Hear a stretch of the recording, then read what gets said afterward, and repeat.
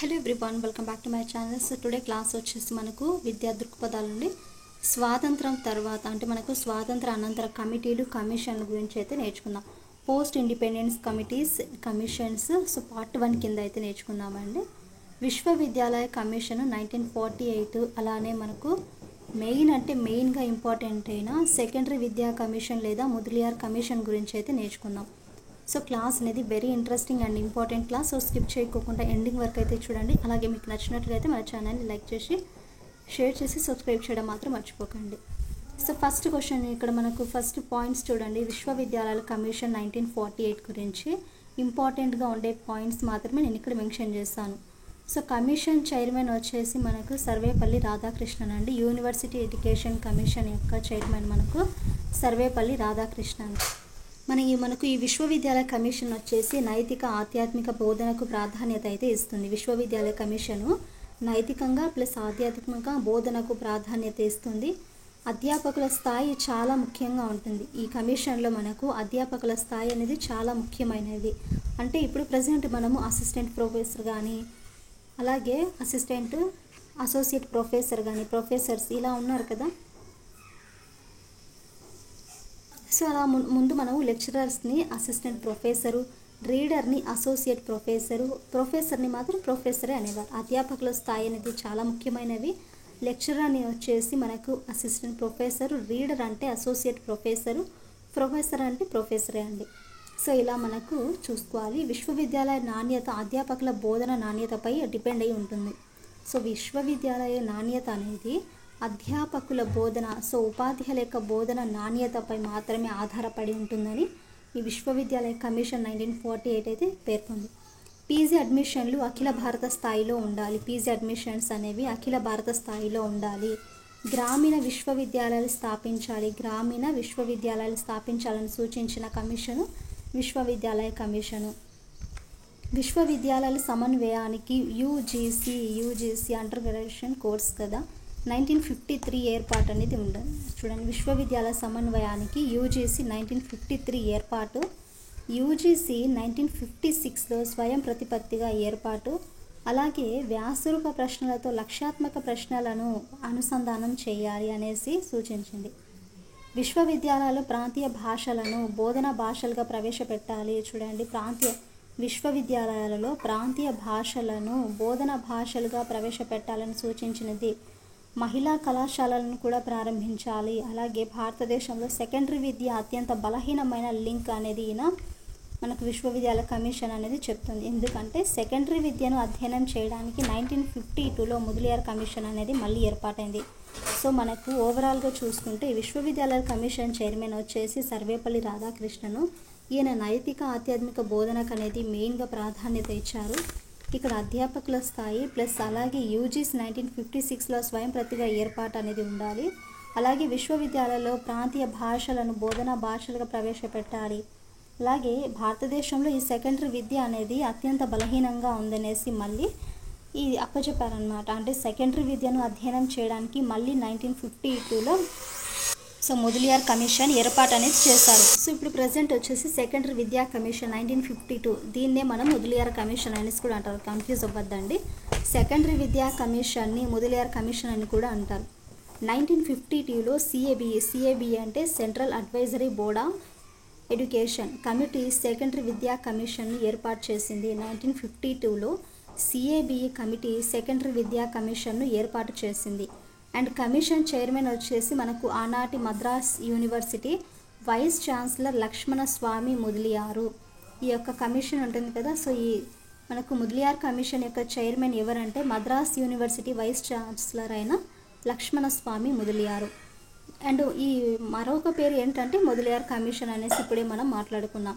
So అప్పుడు మనకు విద్యా స్వరూపం అనేది ఎలా ఉండేది అంటే ఇప్పుడు ప్రజెంట్ మనకు చూసుకుంటే 5+3+4 అనేది ఉంది కదా. సో అప్పట్లో విద్యా స్వరూపం అనేది ఎలా ఉందంటే ఫస్ట్ స్ట్రక్చర్ చూడండి. అక్కడ స్ట్రక్చర్గా మనకు గుర్తుంటే ఈజీగా ఆటోమేటిక్గా గుర్తుకుంటుంది. 5+3+4+3 ఇక్కడ చూడండి 5+3+4+3 అంటే ఫస్ట్ మనకు ఈ 5 ఉంది కదా. ఆ 5 వచ్చేసి ఫస్ట్ నుండి 5th క్లాస్ వరకు, ఈ 3 వచ్చేసి మనకు 6th నుండి 8th క్లాస్, 4 వచ్చేసి 9 to 12th classes and last 1/3 వచ్చేసి డిగ్రీ. ఇది మార్క్స్ మాత్రం జాగ్రత్త గుర్తుంచుకోండి. అంటే చూడండి ఇక్కడ మనకు 5th క్లాస్ అంటే 1 to 5 వరకు ఇది ఓకే అండి. కానీ ఇక్కడ మళ్ళీ మనకు ఈ 3 ఒక 4 ఎంత అవుతుంది, 7 అవుతుంది. సో ఆ 7 ఇయర్స్కి కలిపి ఒక సెకండరీ విద్య అనేది ఉంటుంది. ఈ 3 + 4 ఈ 7 ఇయర్స్ వచ్చేసి ఈ 2 మాత్రం పక్కన పెట్టేసింది. సో ఇందులో మళ్ళీ మనకు 2 ఉన్నాయండి. 6th క్లాస్ వచ్చేసి దిగువ సెకండరీ అని, 9th to 12th అంటే ఇంటర్మీడియట్ వచ్చేసి ఎగువ సెకండరీ అనేసి మనం ఇలా పిలవడం అయితే జరుగుతుంది. ఇక్కడ సెకండరీ విద్య అనేది ఎన్ని సంవత్సరాలు ఉంటుందంటే 7 ఇయర్స్. ఇందాక మనం చెప్పుకున్నాము 3 + 4 వచ్చేసి ఈ 7 ఇయర్స్. 5 అంటే ప్రాథమిక విద్య అండి. ఈ 5 ఉంది కదా, ఇవన్నీ కూడా ప్రాథమిక విద్య. అంటే 5th క్లాస్ వచ్చేసి మనకు ప్రాథమిక విద్య అని, 3rd క్లాస్ అంటే మనకు లాస్ట్లో థర్డ్ ఉంటుంది కదా, సో అది 3rd వచ్చేసి డిగ్రీ. మరి ఈ మధ్యలో ఉండేవి మనకు ఈ 6th క్లాస్, అలాగే 6th నుండి 8th క్లాస్ వచ్చేసి దిగువ సెకండరీ అనేసి, అలాగే 4th అంటే మనకి 9th to 12th అనేవి ఎగువ సెకండరీ విద్య అనేది గుర్తుంచుకోవాలి. సో మరి బోధన భాషలు కనుక చూసుకుంటే ప్రాథమిక విద్యను మాతృభాషలోనే బోధించాలి. హిందీని 6వ తరగతి నుండి ప్రవేశపెట్టాలి. ఏ విద్యా సంవత్సరం కూడా 2 భాషలను ప్రవేశపెట్టరాదనేసి ముదలియార్ కమిషన్ అనేది సూచించింది. ప్రాథమిక విద్య అనేది మాతృభాషలోనే ఉండాలి. హిందీ అనేది ఏ క్లాసెస్ నుండి స్టార్ట్ చేయాలనేసి ముదలియార్ కమిషన్ అనేది అంటే 6th క్లాస్ నుండి. అండ్ ఏ విద్యా సంవత్సరం కూడా 2 భాషలను ప్రవేశపెట్టరాదనేసి కూడా నిర్ణయించింది. మరి ఈ సాంకేతిక విద్య కనుక చూసుకుంటే సెకండరీ విద్యా స్థాయిలోనూ సాంకేతిక విద్యను ప్రవేశపెట్టాలి. సెకండరీ విద్యా స్థాయిలోనూ సాంకేతిక విద్యననే ప్రవేశపెట్టాలి. అండ్ పరిశ్రమలపై ఎడ్యుకేషనల్ సెస్ అంటే పన్ను విధించి ఆ ఆదాయాన్ని మళ్ళీ సాంకేతిక విద్యపై ఖర్చు చేయాలనేసి సూచించింది. సెకండరీ విద్యా స్థాయిలో సాంకేతిక విద్యను ప్రవేశపెట్టి పరిశ్రమలపై ఎడ్యుకేషన్ సెస్ అంటే పన్నుని విధించి ఆ ఆదాయాన్ని తిరిగి మళ్ళీ సాంకేతిక విద్యపై ఖర్చు చేయాలనేసి మనకు ముదలియార్ కమిషన్ అనేది సూచించింది. అండ్ మనకు బహుళార్థక సాధక పాఠశాలలు అంటే హయ్యర్ సెకండరీ స్థాయిలో విభిన్నమైన విద్యా మనకు ప్రణాళికను ప్రవేశపెట్టాలి. బహుళార్థక సాధక పాఠశాలలు అంటే ఏం లేదండి, మనకి డ్రాయింగ్స్ అంటే ఒక పాఠశాలలో ఓన్లీ మనకి ఎడ్యుకేషనే కాకుండా డ్రాయింగ్ కానీ, weaving, painting, embroidery work etcetera, singing, dancings ఇలాంటివన్నీ కూడా వాళ్ళకి నేర్పిస్తుంటే ఇవన్నీ కూడా హయ్యర్ సెకండరీ స్థాయిలో విభిన్నమైన విద్యా ప్రణాళికలలో ప్రవేశపెట్టాలనేసి సూచించింది. వాటిని మనము బహుళార్థక సాధక పాఠశాలలు అనేసి పిలుస్తారు. అండ్ మరి పరీక్షా పద్ధతులు ఎలా ఉన్నాయంటే వ్యాసరూప ప్రశ్నలతో పాటు లక్ష్యాత్మక ప్రశ్నలను కూడా ప్రాధాన్యత అనేది ఇవ్వాలి. వ్యాసరూప ప్రశ్నలతో పాటు లక్ష్యాత్మక ప్రశ్నలను కూడా ప్రాధాన్యత ఇవ్వాలి. అలాగే కనిష్టంగా 15%, గరిష్టంగా 40% లక్ష్యాత్మక ప్రశ్నలు ఉండాలనేసి ఈ పరీక్షా పద్ధతులు. మ్యాక్సిమం ఎంత ఉండాలంట 15% లేదా గరిష్టంగా చేస్తే 40% లక్ష్యాత్మక ప్రశ్నలు ఉండాలనేసి పేర్కొంది.